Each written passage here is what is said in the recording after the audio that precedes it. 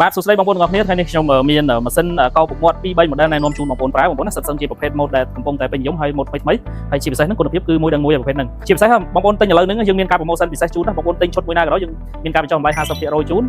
និង free សេវាកម្មដឹកជូន25ខិតក្រុងណាបងប្អូនខ្ញុំណែនាំ mode នីមួយៗជូនណាប្រភេទហ្នឹងនេះប្រភេទ3ហ្នឹងគឺប្រភេទ model single មានន័យថាវាមកតែមួយទេមានក្បាលកាត់មួយហើយនឹង motor តែមួយទេអញ្ចឹងឈុតហ្នឹងគឺ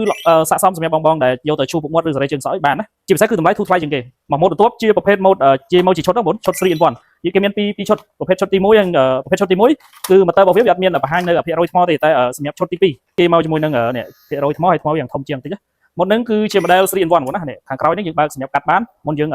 រំលីងរោមពុកមាត់យើងអាចបើកអានេះកាត់បានខាងនេះយើងរំលីងបានអាហ្នឹងគេមាន3ក្បាលវាមានក្បាលសម្រាប់យើងកាត់រោមច្រមុះដែលយើងពិបាកកាត់នៅកត្រៃយើងប្រើក្បាលនេះកាត់រោមច្រមុះហើយក្បាលមួយទៀតគឺក្បាលសម្រាប់កាត់សក់ឬឈូសសក់អីយើងប្រើអានេះបានហើយឈូសពុកមាត់យើងប្រើក្បាលនេះបានណា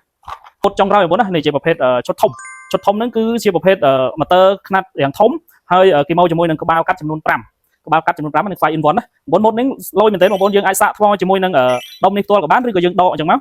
យើងដកមកសាកថ្មអញ្ចឹងក៏បានណាម៉ូតនេះគឺល្អប្រើមែនទេយើងអាចយកទៅកាត់សក់ក៏បានជាពិសេសបងទុកនៅលើទុក make up អីគឺស្រួលមែនទេណាហើយគេមានក្បាលសម្រាប់សរីជើងសក់កាត់សក់ឈូសពុកមាត់រំលីងពុកមាត់ហើយកាត់រោមច្រមុះហើយនឹងនេះក្បាលសម្រាប់យើងសរីរោមភ្នែកអីណាមានមួយឈុតមកសម្រាប់ចុងក្រោយហ្នឹងគឺឈុតសម្រាប់បងស្ត្រីដែលបងយកទៅប្រើប្រាស់សម្រាប់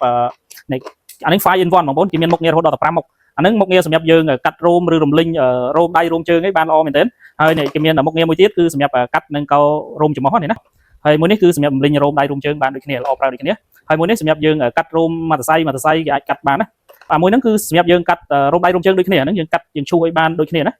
អរគុណច្រើនបងប្អូនដែលបានទស្សនាវីដេអូនេះបងប្អូនអាចឆាតចូលពេកឥឡូវនេះព្រោះយើងមានការបញ្ចុះតម្លៃសម្រាប់តែ50នាក់ដំបូងទេអរគុណ